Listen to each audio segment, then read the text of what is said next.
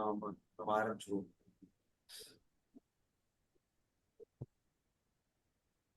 அன்னைக்கு நடத்தக்கூடியது ஒரு இன்சூரன்ஸ் விழிப்புணர்வை பத்தி தான் நம்ம இருக்க போறோம். கஸ்டமர்கிட்ட எப்படி பேசணும்.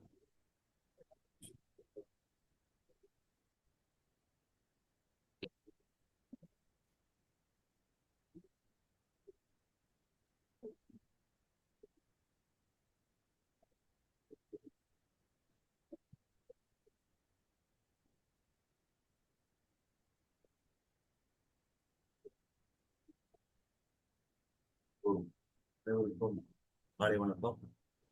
பிரகதி இன்சூரன்ஸ் சார்பாக உங்களை காலையில் பிரபுமுகங்கள் என வரவேற்கின்றேன். லக்ஷ்மி வாராயன் இல்லமே, லக்ஷ்மி வாராயன் இல்லமே, ஆனாடி செல்வி வரலக்ஷ்மி வாராயன் இல்லமே, ஆனாடி செல்வி வரலக்ஷ்மி வாராயன் இல்லமே.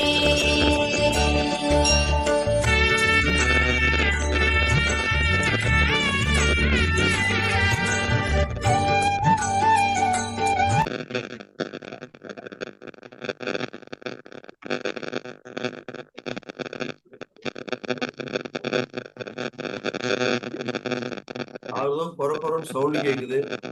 பிரேமனே வந்துட்டீங்களா? யாரு? பிரேம்குமார். பிரேமனே, நீங்க உங்க இதை மியூட்ல போட்டுக்கோங்கண்ணே. ஓகே. இன்னைக்கு முக்கியமானது நம்ம இன்சூரன்ஸ் விழிப்புணர்வு எப்படி கொடுக்கணும் அப்படிங்கறதுக்காக தான் இன்னைக்கு இந்த பர்பஸா நான் சொல்லியிருக்கேன். ஒரு நிமிஷம்.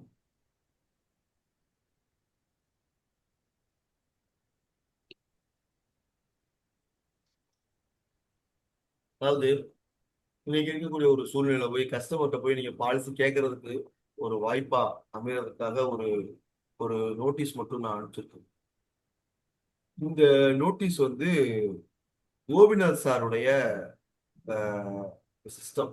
இதுதான் பேசிக்கா எம்டிஆர்டி எடுக்க போறதுக்கு அவர் சொல்லிக் கொடுக்கக்கூடிய விஷயங்களை இப்படித்தான் அவர் சொல்லிக் கொடுப்பாரு. ஸோ இது எல்லாத்துக்கும் தெரிஞ்சிருக்கும். கோபிநாத்காக அட்டன் பண்ண தெரிஞ்சிருக்கும். இதுக்கு தனியா நான் ஒரு நோட்டீஸ் அனுப்பிச்சிருக்கேன். என்ன பர்பஸ்க்காக அப்படின்னா, நம்ம எத்தனை பேர்த்த பாக்குறோம், யாரை பாக்குறோங்கிற ஒரு ப்ராஸ்பெக்டிங் லிஸ்ட்டை இன்னும் நம்ம சரி பண்ண முடியல யாருமே. டூ லிஸ்ட் அப்படின்னு நேற்று ஜோனல் மேனேஜர் சொன்னார். அப்ப சொல்றப்ப நம்ம மதியழகன் சார் இந்த டெய்லி ஒரு மெசேஜ் போடுவார். இன்னைக்கு டூ லிஸ்ட் இருக்கா, இல்லைன்னா இப்படி பாருங்க. டூ லிஸ்ட் இல்லைன்னா புதுசா ஒரு கஸ்டமர்ஸ்ட போய் இந்த பேக்கேஜை பத்தி பேசுங்க, ஒரு 3 பேர்த்துக்கிட்ட பேசுங்க அப்படின்னு சொல்லுவார். ஸோ அதே மாதிரி நம்ம எப்படி பண்ணணுங்கிறதுக்காக தான் இந்த டூ லிஸ்ட்டை நேற்று ஜோனல் மேனேஜரோட சொன்னார். இப்போ இருக்கிற ஜோனல் மேனேஜர் ரொம்ப கூர்மை. மீட்டிங்ல பர்பஸா செல்போன் யூஸ் பண்ணக்கூடாது, ஏர்போன் யூஸ் பண்ணக்கூடாது, சொல்ற விஷயத்த கவனிக்கணும் அப்படிங்கிறத அவர் கூர்ந்து கவனிக்கக்கூடிய ஒரு உள்ளவராக இருக்காரு mister K Muralidhar sir. So அதனால நமக்கு எத்தனை நம்ம ப்ராஸ்பெக்டிங் லிஸ்ட் எத்தனை பேர்த்துல கையில இருக்குது அப்படின்னு பார்த்தா கையில யாருமே இல்லை. ஏன்னா கையில இருந்துச்சுன்னா டெய்லி போய் பார்க்கலாம். பட் டெய்லி போய் நம்ம பார்க்கறதுக்கான வழிய எத்தனை பேர் செய்றீங்க அப்படிங்கிறது எனக்கு தெரியல. ஸோ அதற்காக நான் என்ன பண்ணியிருந்தேன்னா, இந்த ஒரு நோட்டீஸ் மாதிரி நான் ஒன்று அடித்தேன். இது ஒரு 1000 நோட்டீஸ் அடிச்சு என்ன பண்ணியிருக்கோம் அப்படின்னு சொன்னா, தெரிஞ்சவங்க ஃபேமிலியோ இல்லை தெரியாதவங்கள்ட்டயோ ஒரு அப்பாயின்மெண்ட் கேட்க வேண்டியது. இல்லைன்னா தெரிஞ்ச பாலிசி ஹோல்டர்கிட்ட 2 விதமான லிஸ்ட் ஒன்று இருக்கும். நம்மள்கிட்ட எல்லாத்துக்கிட்டையுமே மொபைல் ஃபோன் வச்சிருப்போம். மொபைல்ல எல்லா கான்டாக்ட்ஸும் இருக்கும். ஸோ அந்த எல்லா கான்டாக்ட்ஸ் உள்ளவங்கள்ட்டையும் நீங்க ஒரு அப்பாயின்மெண்ட் கேட்கணும். அப்பாயின்மெண்ட் மீன்ஸ் வீட்டில் போய் பேசணும். வீட்டில் போய் பேசுற மாதிரி ஒரு அப்பாயின்மெண்ட்டை நீங்க கண்டிப்பா கேட்கணும். குறைஞ்சது ஒரு நாளைக்கு ஜோனல் மேனேஜர் சொல்றது புதியதாக 10 வாய்ப்பாளரை நீங்க பார்க்கணும் அப்படிங்கிறத அவங்க சொல்றாங்க. குறைஞ்சது ஒரு 10 பேர்த்தையாவது பார்க்கணும். அதுக்கு குறைஞ்சது ஒரு ஒரு 10 நிமிஷம் அல்லது 20 நிமிஷமாவது அவர்கிட்ட இன்சூரன்ஸ்னால என்ன கிடைக்குது, இன்சூரன்ஸ்னால நீங்க என்ன செய்ய முடியும் அப்படிங்கிறத ப்ராஸ்பெக்டிங் சொல்லிட்டு மட்டும் வாங்க. பாலிசி இந்த பாலிசி கொடுக்கணும்னு சொல்லாதீங்க. நேற்று சொன்ன விஷயம் வந்து எல்ஐசியில வந்து இப்ப நம்ம டிவிஷனல் மேனேஜர்ஸ் வந்து 4 லட்சம் பாலிசிகள் இந்த வருஷத்துல நம்ம கம்ப்ளீட் பண்ணணும் அப்படின்னு சொல்லியிருக்காரு. அதுல வந்து சிஎல்எஸ் சேனல்ல இருந்து 1 லட்சம் பாலிசிகள் கம்ப்ளீட் பண்ணணும். இதுவரையும் 3000 பாலிசிகள் வந்திருக்கு, மீதி 97,000 பாலிசிகள் கம்ப்ளீட் பண்ணணும் அப்படின்னு எஸ்டிஎம் சொல்றாரு. அதுக்கு இப்போ வந்து ஜோனல் மேனேஜர் சொன்ன விஷயம் என்ன அப்படின்னா, 3000 பாலிசிகள் 1 லட்சம் பாலிசிகள் வந்தா அவருக்கு தான் பேரு. ஆனா அதனால உங்களுக்கு என்ன பலன் அப்படின்னு கேட்டார். சோ அதனால அவருக்கு தேவையான விஷயத்த செய்யறாரு. உங்களுக்கு உங்களுடைய வருமானத்தை பிக்ஸ் பண்றதுக்கான வழிய நீங்க எப்படி பார்த்திருக்கீங்க அப்படிங்கிற விஷயத்த ஒரு பிளான் போடுங்க. ஒரு plan to fail to plan. அதாவது நான் பல மீட்டிங்ல சொன்ன மாதிரியே தான், திட்டமிட தவறினால் நீங்கள் தவறு செய்வதற்காக திட்டமிடுகிறீர்கள் என்ற அர்த்தத்தை வந்து நான் நினைச்சேன். பட் அவரும் அந்த மீட்டிங்ல பர்பஸா சொன்னார். சோ அப்படி இருக்கிறப்பதான் நான் நினைச்சேன், இந்த வட்டம் நம்ம நாளைக்கு கிளாஸ் எடுக்கிறப்ப எப்படி எடுக்கலாம் அப்படிங்கிறதுக்காக தான் இந்த. ஆனா யாருனா மீட் போடுங்கண்ணா, மீட்ல போட்டீங்கன்னா தானே கரெக்டா இருக்கும், பேசுறது டச் இல்லாம இருக்கும். அதற்காக தான் இந்த ஒரு கான்செப்டை நான் எடுத்திருக்கேன். ஸோ இந்த கான்செப்ட்ல ஒரு 10 நிமிஷம் மட்டும் நீங்க வந்து கஸ்டமர்கிட்ட உட்காந்து பேசணும். யார்கிட்ட பேசணும்னா, நீங்க முதல்ல சொன்ன மாதிரி போன்ல இருந்த கஸ்டமர்ஸோ இல்லை எக்ஸிஸ்டிங் கஸ்டமர்ஸையோ முதல்ல போங்க. முதல்ல போய் உட்காருங்க. கஸ்டமர்ஸ் உட்காந்து வீட்டுல போங்க. வீட்டுல போய் கணவன் மனைவி 2 பேர்த்தையும் உட்கார வச்சு இந்த பிரசன்டேஷனை மட்டும் சொல்லி கொடுத்துட்டு அதுல ஒரு டாக் ஃபைலை போட்டு இந்த நோட்டீஸை கையில வச்சு கொடுத்துட்டு மட்டும் வந்துருங்க. கொடுத்துட்டு நான் ஒரு 2 நாள் கழித்து நான் வந்து உங்களை சந்திக்கிறேன் அப்படின்னு சொல்லிட்டு வாங்க. சொல்லிட்டு வந்தீங்க அப்படின்னு சொன்னா அடுத்த 2 நாள், இன்னைக்கு வந்து புதன்கிழமை போய் நீங்க போய் பாக்குறீங்கன்னா வியாழக்கிழமை விட்டுட்டு வெள்ளிக்கிழமை நீங்க போங்க. போன் எல்லாம் பண்ணாதீங்க. டைரக்டா மறுபடியும் அப்பாயின்மெண்ட் என்னைக்கு தேதி சாயந்தரம் பாத்தீங்களோ அன்னைக்கு போங்க. போறப்ப அவங்க வீட்டுல இருக்கிறாங்களா அப்படின்னு பாருங்க. வீட்டுல இருந்தாங்கன்னா என்ன விஷயம் நான் சொல்லிட்டு போனேன்னா ஏதாவது நீங்க வந்து அதை சிந்திச்சீங்களா அப்படின்னு கேளுங்க. தப்பு கிடையாது. இல்ல எனக்கு இல்ல நான் பார்த்து சொல்றேன் அப்படின்னு சொன்னாங்கன்னா ஒன்றும் பிரச்சனை இல்லை. ஓகே, வாழ்த்துக்கள்ல சொல்வது என்னுடைய கடமை. உடனே நீங்க அதை எப்படி எடுத்துக்கிறீங்களோ அது உங்களுடைய பொறுப்பு அப்படிங்கிற விஷயத்த மட்டும் நீங்க வந்து சொல்லிட்டு வந்துருங்க. அப்ப ஒரு வாய்ப்பு அவர் வீட்டுல ஆள் இருப்பாரு. ஒரு சில நேரத்துல அவர் வீட்டுல ஆள் இல்லைன்னா பக்கத்து வீட்டுக்காரங்கள்ட்ட கேளுங்க. சார் நான் நேற்று வந்து பார்த்துட்டு போனேன், இங்க சார் வெளியே எங்க போயிருக்காங்களா, அவங்க வந்தாங்கன்னா உங்களுடைய விசிட்டிங் கார்டை அவங்கள்ட்ட கொடுத்துட்டு நான் வந்துட்டு போனேன் அப்படிங்கிற ஒரு தகவலை மட்டும் அவங்கள்ட்ட சொல்லுங்க அப்படின்னு சொன்னீங்கன்னா அவங்க விசிட்டிங் கார்டை கொடுத்துட்டீங்கன்னா வாங்கி பார்ப்பாங்க. எதுக்கு சார் வந்தீங்கன்னு கேட்டா நான் எல்ஐசி விஷயமா அவங்களுக்கு வந்து ஒரு விஷயத்த நான் வந்து எக்ஸ்பிளைன் பண்றதுங்க. உங்களுடைய எல்ஐசி பாலிசி வந்து கேட்டிருந்தாங்க, அதை பத்தி பேசிட்டு போனேன் அப்படின்னு சொல்லுவாங்க. இதுல ஒரு என்ன வாய்ப்பு நடக்கும்னா, சரி சார் நான் சொல்றேன் சார் அப்படின்னு இந்த பக்கத்து வீட்டுக்காரங்க சொல்லுவாங்க. அப்படி இல்லைன்னா இன்னொரு விஷயம் என்ன நடக்கும்னா, சார் அப்படின்னா எங்களுக்கும் ஏதாவது சொல்ல முடியுமா அப்படின்னு கேட்கலாம். இல்லாட்டி சார் நானே எல்ஐசி பாலிசி போட்டிருந்தேன் சார், எனக்கு இதெல்லாம் எவ்வளவு கட்ட வேண்டி இருக்கு, இதெல்லாம் கட்டாம இருக்கு, இதெல்லாம் வந்து சேரல அப்படின்னு சொன்னாங்கன்னா அதை வந்து நம்ம ஒரு லீட்ஸா சப்ஸ்கிரிப்ஷனா எடுத்துக்கிறதுக்கும் ஒரு வாய்ப்பாக அமையறதுக்காகத்தான் இந்த நோட்டீஸ் கொடுத்துருக்கோம். இதை வந்து நம்ம பேசிட்டு வரணுங்கிறதுக்காக தான். ஸோ அதை பத்திய விளக்கம் மட்டும்தான் இன்னைக்கு. அதுல வந்து ஃபர்ஸ்ட் சாப்டர் லெஃப்ட் சைட்ல குடும்ப தலைவர். இப்ப எனக்கு வந்து நீங்க வந்து யாராவது ஒருத்தர் எக்ஸ்பிளைன் பண்ணனா நம்ம எப்படி போய் கஸ்டமர்கிட்ட எக்ஸ்பிளைன் பண்ணணும் அப்படின்னு சொன்னா, சார் வணக்கம், நீங்க வந்து நல்ல ஒரு வருமானம் ஈட்டுறவர், நல்ல குணங்களை உடையவர், நீங்க வந்து உலகத்துல அதிசயமான மனிதர் தான். ஏன்னா இவ்வளவு பேரு இவ்வளவு பேர்த்த நீங்க குடும்பத்தை பாக்குறீங்க, இவ்வளவு விஷயங்கள் குழந்தைகளை படிக்க வைக்கிறீங்க அப்படிங்கிறத அவர் வந்து ஒரு புகழ்ச்சிக்கு மயங்காதவர் யாருமே இல்லை. அதனால புகழ்ச்சியும் அளவா இருக்கும், ரொம்பவும் எழுதக்கூடாது, அளவாவே வைத்துக் கொள்ள வேண்டும். அதுக்கப்புறம் நீங்க தான் இந்த ஃபேமிலி எல்லாமே நல்லா கவனிச்சுக்கிறீங்க சார். ஸோ நீங்க ஒரு சின்ன கவனிப்பாளர். அது இல்லாம குடும்பத்தை பாதுகாக்கக்கூடிய பிரெட் வின்னர் நீங்க தான் சார் அப்படிங்கிற விஷயத்த சொல்லலாம். அதுக்கப்புறம் இந்த குடும்பத்திற்காக வருமானத்தை ஈட்டக்கூடிய பொருளீட்டுனரும் நீங்க தான் சார் இருக்கீங்க. ஸோ இதெல்லாம் வந்து ரொம்ப சந்தோஷம் சார் அப்படின்னு சொல்லிட்டு நீங்க குடும்ப தலைவரா உங்களுடைய குணாதிசயங்கள் இவ்வளவு விஷயங்கள் செய்றீங்க. உங்களுடைய குடும்பத்திற்காக என்னென்ன தேவை அப்படின்னு பாத்தீங்கன்னா, குழந்தையுடைய கல்வி, குழந்தையுடைய திருமணம், எதிர்கால பாதுகாப்பு. அதாவது உங்களுக்கு உங்களுடைய மனைவிக்கு குழந்தைகளுக்கு எதிர்கால வாழ்வுக்கு என்ன சேர்த்து வச்சிருக்கீங்க, அது எதிர்கால வாழ்வுக்கு என்ன வேணும். அது இல்லாம இன்னைக்கு இருக்கக்கூடிய மெடிக்கல் எக்ஸ்பென்சஸ் என்ன சூழ்நிலை என்ன வருதுன்னு தெரியாது. ஸோ அதனால மருத்துவ நலன் சம்பந்தப்பட்ட ஏதாவது வச்சிருக்கீங்களா அப்படின்னு கேளுங்க. அது இல்லாம உறவுகள் பாதுகாப்பு, அப்பா அம்மா, சகோதரிகள் சகோதரர்கள் மற்றும் மனைவி, இவங்களுக்கெல்லாம் ஏதாவது நீங்க பாதுகாப்பு எதுவும் செஞ்சு வச்சிருக்கீங்களா? இந்த குடும்பத்தை பாதுகாக்கிறதுக்கு ஏதாவது செஞ்சு வச்சிருக்கீங்களா? ஸோ அவங்களுக்கு செய்யலைன்னா உங்களுக்கு ஏதாவது செஞ்சு வச்சிருக்கீங்களா அப்படிங்கிற விஷயத்த கஸ்டமர்கிட்ட எஜுகேட் பண்ணுங்க. ஸோ அப்ப வந்து அவர் யோசிப்பாரு, ஓ இதெல்லாம் இருக்கு, இல்ல சார் நான் அதை போட்டிருக்கேன் சார், இதை போட்டிருக்கேன் சார் அப்படின்னு சொன்னாருன்னா okay sir, well and good. அவர் என்ன கஸ்டமர் சொன்னாலும் ஓகே சார், சூப்பர் சார், நீங்க மாதிரி இப்படி ஒரு திட்டமிடுதல் வந்து நல்லா சிறப்பா செஞ்சிருக்கீங்க, உங்கள்ட்ட இருந்து நான் ஒரு விஷயங்கள் கத்துக்கிட்டேன் அப்படிங்கிற விஷயத்த சொல்லிட்டு அடுத்து ஒரு விஷயத்த மட்டும் சொல்லுங்க சார், நீங்க வந்து நீண்ட ஆயுளோட இருக்கும் சார், அதாவது சஷ்டி பூர்த்திமா 80 வயது வரை நீங்க இருக்கணும் சார் அப்படின்னு நீங்க வேண்டி, குறைந்தபட்சம் ஒரு எல்லா பேரும் நீண்ட ஆயுளோட இருக்கணுமாங்க. நம்ம வந்து குறைந்தபட்சம் ஒரு 80 வயதாவது நீங்க சஷ்டி பூர்த்தி வரையும் நீங்க நல்லபடியா இருக்கணும் சார். இந்த காலத்துல வந்து நீண்ட நாள் இருக்கிறது ரொம்ப சந்தோஷம் சார்.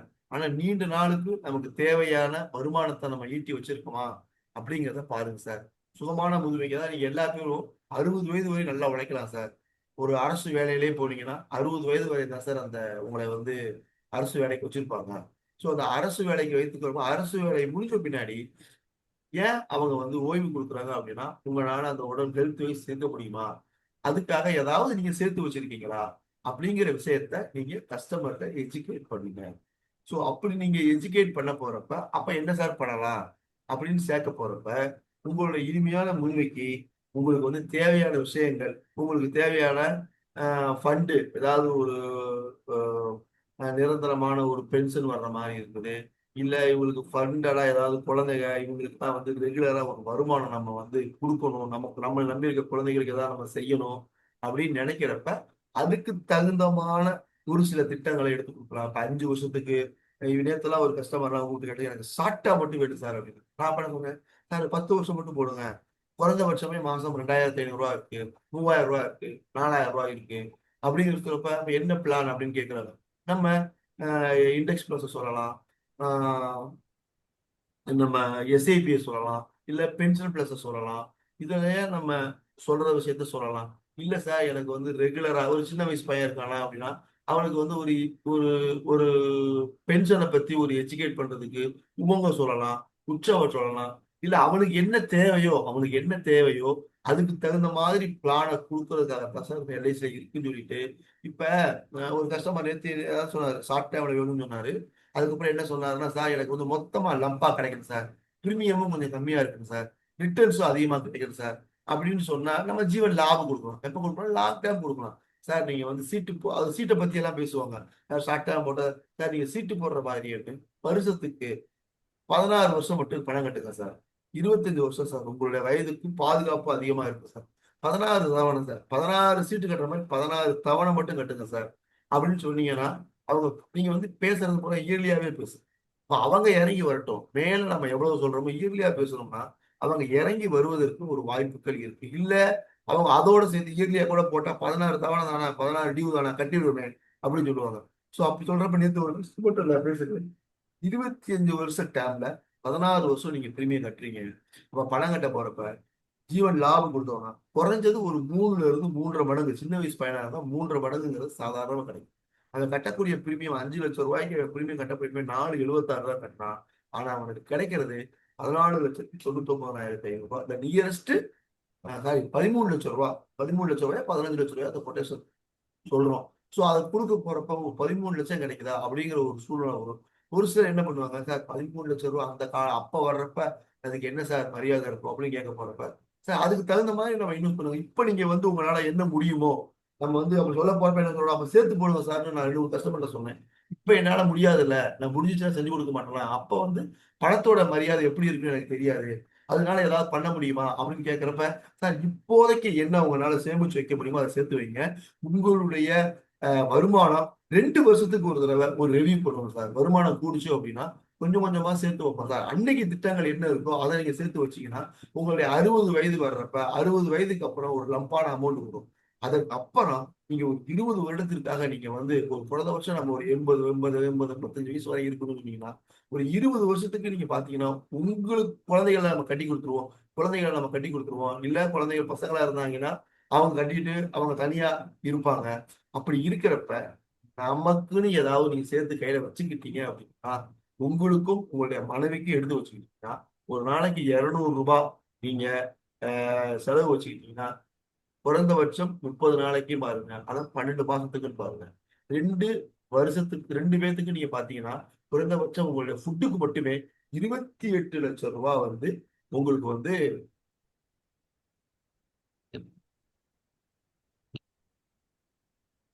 28,00,000 ரூபாய். அது உமங்கு தான் சொல்லியிருக்கேன். அது என்ன தேவைங்கிறதுக்காக தான் இத நான் பரிந்துரைக்கப்படும் திட்டங்கள்ல நான் உமங்கையும், உச்சையும் சொல்லியிருக்கேன். பட் அந்த ஃபுட்டுங்கிற கான்செப்ட்ட நீங்க சொல்லுங்க. உங்களுக்கும் உங்க உங்க விஷயத்துக்காகவும் இது நீங்க செய்யுங்கங்கிறத சொல்லுங்க. இந்த 2 நோட்டீஸ்ல வந்து உங்களுக்கு எக்ஸிஸ்டிங் கஸ்டமர்ஸ் எல்லாத்துக்கும் என்ன பிளான் குடுத்துருக்கீங்களோ, அப்ப வந்து உமங்கோ, உச்சவோ குடுக்காம இருந்தா அந்த பிளான நீங்க ஃபோக்கஸ் பண்ணலாம். சோ நீங்க ஒரு ரூ. 10,000 ரூ. 5,000 மந்த்லி கட்டுற மாரி இருந்தா உமங்கவும், உச்சவும் ஃபோக்கஸ் பண்ணலாம். இன்கேஸ் ஆஃப் என்னடா 2,000 தான் முடியும், 1,000 தான் முடியும், 3,000 தான் முடியும்னு சொல்றவங்களுக்கு லேபு அதுக்கு தகுந்த மாரி லம்சமா வேணும் 3,000 கட்டணும்னு சொல்றாங்களா? இது குடுங்க. இண்டெக்ஸ் ப்ளஸ் குடுங்க. 10 வருஷமா, 15 வருஷமா லாங் டேர்ம் போடுங்க சார். எப்ப தேவைப்பட்டாலும் நீங்க 5 வருஷம் கழிச்சு எடுத்துக்கலாம் சார். அப்படின்னு கஸ்டமர் நீடு தேவைக்கு தகுந்த மாரி எடுத்துக்கிட்டீங்கன்னா, லம்பா ஒரு அமௌண்ட் வரும். அந்த அமௌண்ட்ட நீங்க எடுத்து வச்சுக்கிட்டு உங்களுக்கு தேவைக்கு யூஸ் பண்ணிக்கீங்க சார். அப்படின்னு நீங்க சொல்லுவதற்கு வாய்ப்பாக அமையுங்கிறதாகத்தான் இந்த நீண்ட நாள் வாழ்வது. அதுக்கு நீ சொல்லக்கூடிய விஷயம் 60 வயது வரையும் நீங்க வேலை பார்ப்பீங்க. 60 வயதுக்கு மேல உங்களுடைய வேலைகளே வேணாம். நீங்க ஒரு குறிப்பிட்ட இப்பயே ஒரு சிறுக சிறுக சேமிச்சு வச்சீங்கன்னா, இனிமையான முதுமைக்கு எல்ஐசி நீங்க சேர்த்து வச்சீங்கன்னா, ஒரு நல்ல அமௌண்ட் வரும். அத வச்சு உங்களையும், உங்களை நம்பி வந்திருக்கக்கூடிய மனைவிக்கும் இந்த பணம் வந்து உங்களுக்கு சிறப்பாக அமையும் அப்படிங்கிறத சொல்லுங்க. அதுக்கு அடுத்தபடியாக குறுகிய கால சார் நம்மளுடைய இந்த மாதிரி நீண்ட நாள் வாழ்வதும் வந்து சந்தோஷம் தான் சார். ஆனா குறுகிய காலத்துல நம்ம இருந்தாலும் இந்த குடும்பத்துல வந்து சிரமம். நீண்ட நாள் வாழ்ந்தா நமக்கு பிரச்சனை. குறைந்த நாள் வாழ்ந்தா நம்மளுடைய குடும்பத்துக்கு பிரச்சனை. இப்ப நீண்ட நாள் வாழ்ந்தோம் அப்படின்னா நமக்கு குறிப்பிட்ட வருஷத்துக்கு பின்னாடி பணம் தேவைப்படுங்கிறதுக்காக நம்ம அந்த பிளானை எக்ஸ்பிளைன் பண்ணி நம்ம சொன்னோம். சப்போஸ் குறைந்த நாள் நம்மளுடைய ஆயுள் காப்போட நம்மளுடைய வாழ்நாள் இருந்துச்சு அப்படின்னு சொன்னா அதுக்கு என்ன சார் பண்றது அப்படின்னு கேட்க போறப்ப ஏதாவது விஷயங்களை நீங்க எக்ஸ்பிளைன் பண்ணுங்க. அதுக்கு ஒரே ஒரு பிளான் தான் எல்ஐசியுடைய ஆபத் பாண்டவர் குடும்பத்துடைய ஆபத் பாண்டவனா இருக்கக்கூடிய ஜீவன் லட்சியா பாலிசியை வந்து நீங்க வந்து கஸ்டமருக்கு எஜுகேட் பண்ணுங்க. அதாவது கல்யாணம் முடிஞ்சவங்களா இருந்தாங்கன்னா அந்த குடும்பத்தினுடைய பிரெட் வின்னர் அவங்க தான் இருந்தாங்கன்னா வேற எந்த திட்டமும் கொடுக்காதீங்க. ஃபர்ஸ்ட் கொடுக்கறது லட்சியாவை கொடுங்க. தப்பு இல்ல. இதுக்கு சொல்லுவாங்க ரிட்டர்ன்ஸ் கம்மியா கிடைக்கும்னு சொல்லுவாங்க. இதுக்கு வந்து ஒரு மிகப்பெரிய உதாரணம் போஸ்ட் ஆபீஸ்ல போடக்கூடிய ஆர்டியவே பிக்ஸ் பண்ணலாம். 10 வருஷமோ 15 வருஷமோ அவங்க போடுறாங்கன்னா ஒரு சேமிப்பு போடுறாங்கன்னா சார் இந்த ரிட்டர்ன்ஸ் வந்து 6-7% கேரண்டியா கிடைச்சிருக்கு சார். அது இல்லாம குறைவா கிடைச்சாலும் உத்தரவாதமா உங்களுடைய குடும்பத்துக்கு இந்த திட்டம் வந்து சேரும் சார் அப்படின்னு சொல்லிட்டு இந்த லட்சியாங்கிற திட்டத்தை அவங்கள்ட்ட சொல்லக்கூடாது. பேரை சொல்லக்கூடாது. உங்களுக்கு என்னென்ன இதுல கிடைக்கும் அப்படிங்கிறத பார்த்தோம்னா குறுகிய காலத்துல இழப்பு ஏற்பட்டுருச்சுன்னா மேல சொன்ன இல்லையா ஃபர்ஸ்ட்ல குடும்பத்தினுடைய குழந்தையினுடைய கல்வி எப்படி சார் அதை சரி பண்ண முடியும்? குழந்தையோட நீங்க எதிர்காலத்துக்கான திருமணத்தை வந்து உங்க குழந்தைகளுக்காக கல்விக்கு செய்வோம். அதுக்கப்புறம் திருமணத்திற்கு என்ன பண்ணுவாங்க அவங்க? நீங்க தான் இந்த குடும்பத்தினுடைய பிரெட் வின்னர். நீங்க இல்லைன்னா உங்களை நம்பி இருக்கக்கூடிய குழந்தைகளையும் உங்களையே நம்பி வந்திருக்கக்கூடிய மனைவிக்கும் உறவுகளுக்கு நீங்க என்ன சார் சேர்த்து வச்சிருக்கீங்க? அப்படிங்கிறத எஜுகேட் பண்ணிட்டு சார் இதுல வந்து நீங்க உங்களால எவ்வளவு முடியுமோ அதை சேர்த்து வைங்க. நீங்க இல்லைங்கிற ஒரு எமோஷன் மட்டும்தான் இந்த இதுல இருக்கும்.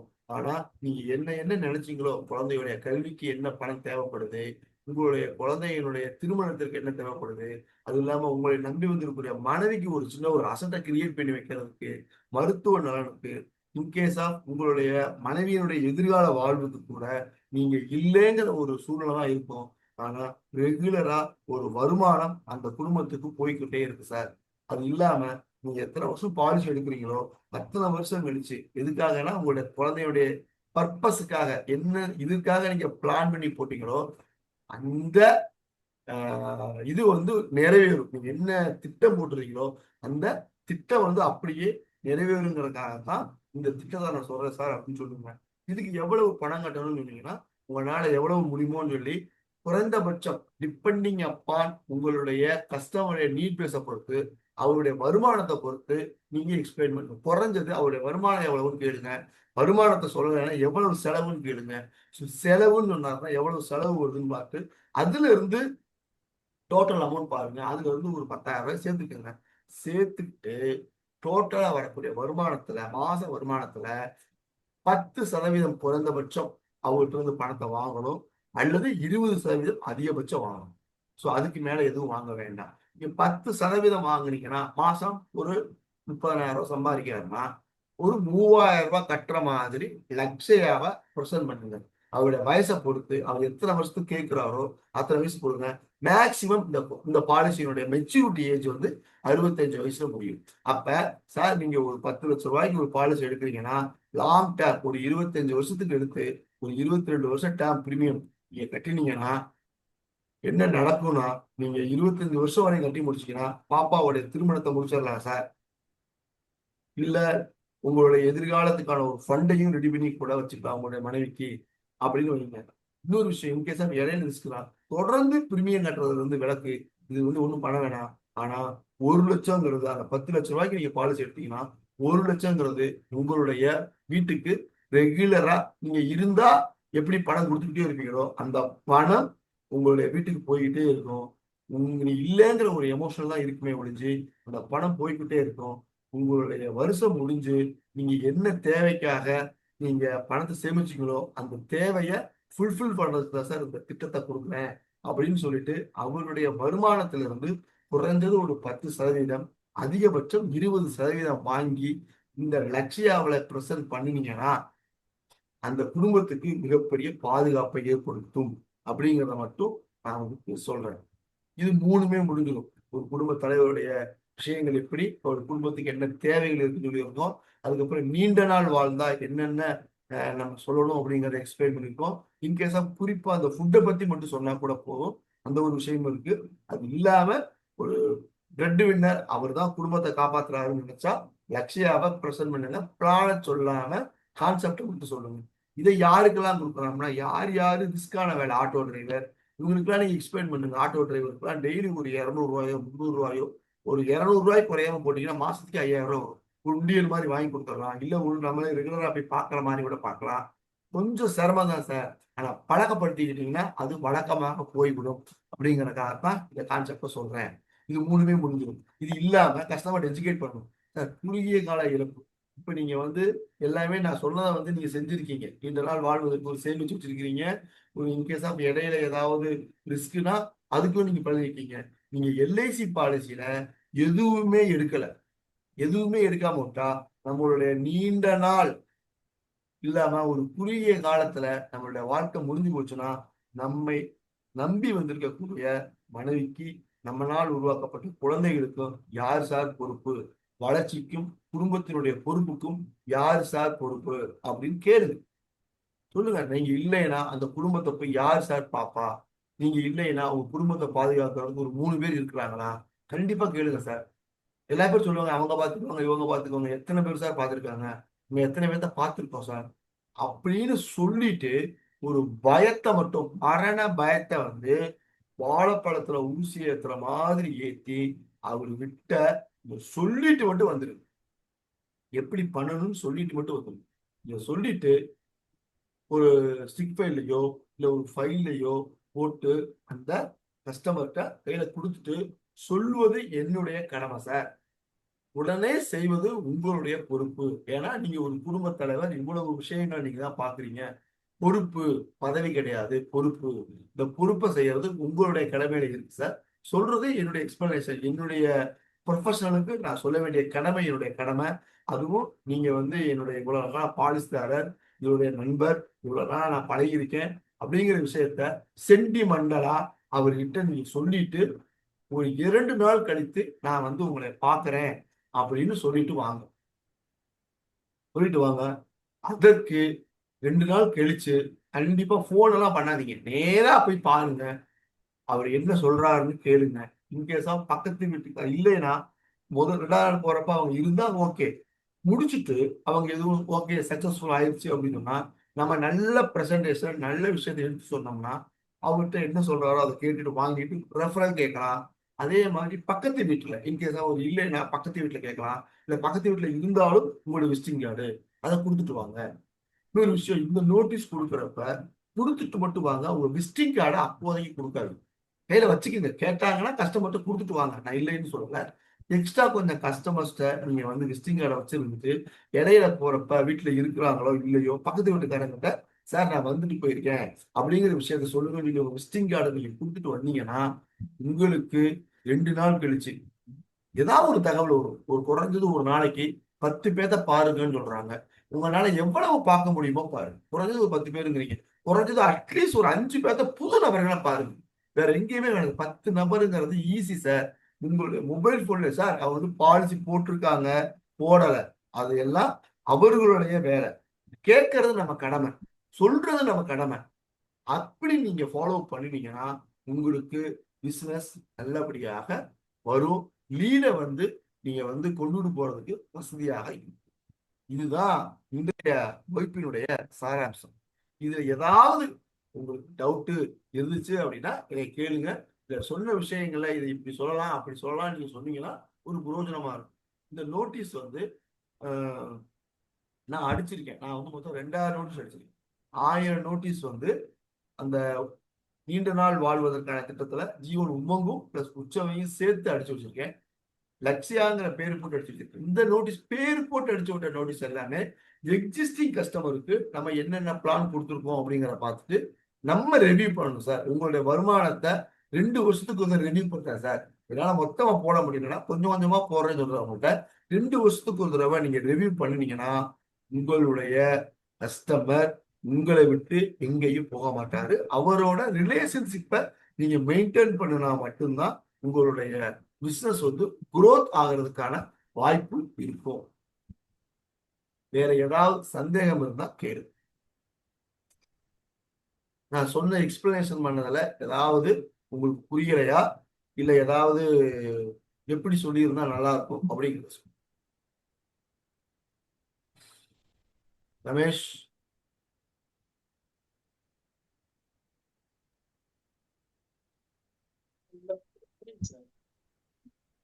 கேட்கல? புரியுதா? சரி, ஓகே. அக்கா இல்ல போயிட்டு டவுட் வந்தா கேக்குறேன். ஓகே. கொடுத்துட்டு நீங்க ஆமா, சொன்ன மாதிரி இந்த நோட்டீஸ் உங்களுக்கு இன்னைக்கு வந்துடும். நோட்டீஸ் ப்ரிப்பேர் ஆயிடுச்சு, நேற்று ஓட்டிட்டாரு, பட் டிஸ்பேச் பண்றதுக்கு ஓனர் இல்லை, அதனால இன்னைக்கு நான் வாங்கி அனுப்புறேன். சனிக்கிழமைக்குள்ள உங்களுக்கு கையில ரீச் ஆயிடும். இதை சொல்லி கொடுத்துட்டு மட்டும் வாங்க, ஒரு 5 பேர்த்த மட்டும் கொடுத்துருவாங்க. இதோட இன்னைக்கு கிளாஸ் போகணும்னு நினைக்கிறேன். ஏன்னா ஃபர்தரா நான் பிபிடி எடுக்கல. ஸோ ஒரு 7 நிமிஷம் இருக்கு. வேற எதுவும் டவுட் இருந்துச்சுன்னா எனக்கு நீங்க கேளுங்க. அதுக்கப்புறம் வெள்ளிக்கிழமை கிளாஸ் இருக்கு. வெள்ளிக்கிழமை என்ன பண்ணலாம்னு பாருங்க. இன்னொரு பெரிய விஷயம் என்னன்னா, நான் நேற்று நடத்தின போன கிளாஸ்ல ஞாயிற்றுக்கிழமை எடுத்த கிளாஸ்ல பீமா ஸ்ரீயையும் பீமா ரத்னாவையும் கம்பேர் பண்ணி கொட்டேஷன் போடுங்கன்னு சொல்லியிருந்தேன். எனக்கு அனுப்பிச்சதுல வந்து கார்த்திகேயன் வந்து பீமா ஸ்ரீயை பத்தி எழுதி எனக்கு அனுப்பிச்சிருந்தாரு, சந்தோஷம். பீமா ரத்னாவை அனுப்பல. அக்கா அவங்களும் பாரதி அக்கா அவங்களும் பீமா ரத்னாவை அனுப்பியிருக்காங்க. ஸோ அவங்க பீமா ஸ்ரீ கிளாஸ்க்கு வரல. ஸோ அதனால பீமா ரத்னாவை பத்தி அவங்க எடுத்திருக்காங்க. ஸோ 2 நபர்களுக்கும் பாராட்டுக்கள். சொன்ன விஷயத்த செஞ்சிருக்கீங்க, அதுவே ரொம்ப சந்தோஷம். எதுக்காக இதை நான் வந்து டிஸ்கவுண்ட் பண்ண சொல்றேன் அப்படின்னா, நீங்க கம்பேர் பண்றதுக்கு வசதியா இருக்கும். கொட்டேஷன் எடுத்து அனுப்பியிருந்தாங்க அக்கா அவங்க, அதுக்கப்புறம் எனக்கு நோட்ல எழுத முடியும், சந்தோஷம் தான். எழுதுனா மட்டும்தான் நமக்கு வந்து எந்த வயசுல யாருக்கு பீமா ஸ்ரீயையும் பீமா ரத்னாவையும் நீங்க கம்பேர் பண்ணி கொடுத்தீங்கன்னா மட்டும்தான், நீங்க எந்தெந்த வயசுல பேக்கேஜா கொடுத்தோம்னா ரெகுலரா ஒரு வருமானம் வந்துட்டே இருக்கும். இப்போ இதுல வந்து பீமா ஸ்ரீல வந்து நீங்க 2 வருஷத்துக்கு ஒரு தடவை பணம் வரும், பட் பீமா ரத்னாவோட வருஷம் வரும். ஸோ 2 பிளானையும் மிக்ஸ் பண்ணி கொடுத்தீங்க அப்படின்னு சொன்னா ரெகுலரா ஒரு வருமானம் வரும், அதுவும் உத்தரவாதமா இருக்கும். பீமா ஸ்ரீல என்ன சொல்லியிருக்கோம், இடையில சர்வேல் பெனிஃபிட் வேணும்னா வாங்கிக்கலாம், வேணாம்னா எப்ப வேணாலும் வாங்கிக்கலாம். இன்னைக்கு தேதிக்கு 4% இன்ட்ரெஸ்ட் போட்டு கொடுக்குறாங்க. நம்ம பணம் வாங்குற சமயத்துல என்ன ரேட் ஆஃப் இன்ட்ரெஸ்ட் இருக்கோ அதுக்கு தகுந்த மாதிரி எல்ஐசில போட்டு கொடுப்பாங்க. இல்ல எனக்கு இன்னைக்கு வேணும், இன்னைக்கு நம்மளுக்கு எஸ்பிடி வருது, இன்னைக்கு வேணாம்னா ஒரு வேணாம்னு சொல்லி கொடுத்துட்டீங்கன்னா ஒரு 15 நாளோ 20 நாளோ கழிச்சு பணம் தேவைப்படுதுன்னா அந்த 15 நாளைக்கு உரிய வட்டியை போட்டு நம்மளுடைய அக்கௌண்ட்டுக்கு பணத்தை அனுப்பிச்சிடுவாங்க. அதுதான் பீமா ஸ்ரீயினுடைய பலம். பீமா ரத்னாவுடைய படம் வந்து guarantee edition for long time. 1000 ரூபாய்க்கு 60 ரூபாங்கிறதுலாம் பெரிய விஷயங்களா இருக்கு. ஸோ அதனால அதை போட்டிருந்தாங்க. ஸோ அதை ஒர்க் அவுட் பண்ணிங்கன்னா மட்டும்தான் உங்களுக்கு ஒரு ரிசல்ட் நல்லா கிடைக்கும். ரொம்ப சந்தோஷம். கார்த்திக்கும் பாரதி அக்காக்கும் வாழ்த்துக்கள். கார்த்தி, வேற எதுவும் தகவல்? நான் பீமாஸ்ரீ ஒர்க் அவுட் பண்ணனாலதான் ம் பிஎஸ்ல வந்து சாஃப்ட்வேரே தப்பா இருக்கு. சாஃப்ட்வேர் தப்பா அப்புறம் இருக்கு. அதை செக் பண்ணி அவர் இவருக்கு போட்டு விட்டுருக்கேன். அவர் இன்ன வரையும் பார்க்கல. யாரு? அவங்க இது என்ன பண்ணிருக்காங்கன்னா, பீமாஸ்ரீல வந்து டேம் வரைக்கும் கேரண்டி எடிஷன் போட்டிருக்காங்க. இதை வந்து நான் ஃபீட்பேக்கா வந்து பெர்ஃபெக்ட் சொல்யூஷன்ல சூரியமூர்த்திக்கு நான் உனக்கு கொடுத்துருந்தேன். ஒரு பிளான்ல பிரச்சனை இருக்குன்னு சொல்லியிருந்தேன். ஸோ இப்படியெல்லாம் நம்ம ஃபீட்பேக் பார்த்து கொடுத்தா மட்டும்தான் இருக்கு. நான் என்ன சொல்ல வரேன்னா, நீங்க பெர்ஃபெக்ட் சொல்யூஷன் சாஃப்ட்வேர்ல சர்வீஸ் ஓரியண்டா வச்சுக்கோங்க. பர்சனல் ரெக்வஸ்ட் சர்வீஸ் ஓரியண்டா வச்சுக்கோங்க. அப்லோட் பண்றதுக்கு வச்சுக்கோங்க. உங்களுக்கு ஸ்மார்ட் லைஃப் இன்சூர் மதியழகன் சாருடைய எதுக்காக இந்த விஷயத்த நான் சொல்றேன்னா, உமங்களை வந்து முடிஞ்சிடும். நான் திருப்பி ஒரு லிங்க் ஒரு 10 நிமிஷம் கழிச்சு அனுப்புறேன். ஸோ அதுக்கப்புறம் நம்ம நான் வேற என்ன பார்த்தேன், அம்ரித் பாலை பத்தி எடுத்துருவோம். அதுல வந்து ஒரு சின்ன விஷயம், அதுல வந்து சும்மா கேதரா மட்டும் பேசிடுவோம். அதுக்கு பிரசன்டேஷன் வேண்டாம். அம்ரித் பாலை திருப்பி எடுக்கிறேன். ஒரு 3 நிமிஷத்துல முடிஞ்சிடும். அதனால உங்களுக்கு சொல்றேன். ஏன்னா அன்னைக்கு ஒரு உமங்கு பிளானை பத்தி நான் சாருக்கு எக்ஸ்பிளைன் பண்ணேன். அதை கொட்டேஷன் எடுத்ததுல தப்பா இருந்துச்சு. டக்குன்னு அவருக்கு ஃபோன் பண்ணி சொன்ன பின்னாடி அதை சரி பண்ணி அவர் பையன் இருக்கிறதுனால உடனே சாஃப்ட்வேரை சரி பண்ணி அப்டேட் பண்ணி கொடுத்தாரு. இதுவே எல்ஐசி ஆல்-இன் கால்குலேட்டர்லயோ பெர்ஃபெக்ட் சொல்யூஷன்லயோ சொல்லணும்னா சூரியமூர்த்திக்கு தான் நம்ம சொல்ல முடியும். சூரியமூர்த்தி கம்பெனிக்கு சொல்லணும். கம்பெனியில இருந்து அவங்க ப்ரோக்ராம் ரெடி பண்ணி கொடுக்கணும். பட் நீங்க வந்து கொட்டேஷன்ஸ் கொடுக்கறது எல்லாமே ஸ்மார்ட் லைஃப் இன்சூர் மதியழகன் சாருடைய கொட்டேஷனை கொடுங்க. பெர்ஃபெக்டா இருக்கு. கொட்டேஷன் பெர்ஃபெக்டான இருக்கு. இன்னொரு பெரிய விஷயம், கொட்டேஷன் கொடுக்கறது எல்ஐசி சாத்தியில கொடுங்க. அதுவும் பெர்ஃபெக்டா இருக்கு. ஸ்மார்ட் லைஃப் இன்சூர்ல கொடுத்தீங்கன்னா பிரீமியம் ₹1 கூட வித்தியாசப்படாது. அதனால அந்த சாஃப்ட்வேர்ல இருந்து கொட்டேஷனை எடுத்து கொடுங்க. நான் வந்து மதியழகன் சாரை ப்ரொமோட் பண்றதுக்காக சொல்லல. ஏதாவது ஒரு நம்மளே இப்ப ஒர்க் அவுட் பண்ணி பார்த்துட்டு இப்படி தப்பு இருக்குதுனே அப்படின்னு நம்ம சொன்னோம்னா, அவர் அனலைஸ் பண்ணி தம்பி கிட்ட சொல்லி அவங்களோட பையன் கிட்ட சொல்லி சாஃப்ட்வேரை சரி பண்ணி நமக்கும் ஒரு நல்ல ஒரு சர்வீஸ் கொடுக்கறதுக்கான வழியை அவர் பார்க்குறாங்க. அதனால தயவு செய்து பெர்ஃபெக்ட் சொல்யூஷனை சர்வீஸ்க்கு யூஸ் பண்ணிக்கிங்க. கொட்டேஷன் கொடுக்கறதுக்கு ஸ்மார்ட் லைஃப் இன்சூரை பண்ணிக்கிங்க அப்படிங்கிறதான் என்னுடைய வேண்டுகோள். ஓகே, முடிச்சிடுறேன். அம்ரித் பால் பத்தி எடுக்கலாம் வாங்க. இல்லைன்னா ஏதாவது நம்ம டிஸ்கஸ் பண்ணிட்டு கூட ஷார்ப்பா 6 மணிக்கு முடிச்சிடலாம். ஒன்றும் தப்பு இல்லை. ஏன்னா இது டைம் இருக்கிறதுனால அம்ரித் பால் வந்து 3 தான் இருக்கு. சம்மன்சூடோட தான் இருக்கு, கேரண்டி 3 டேம் தான் இருக்கு.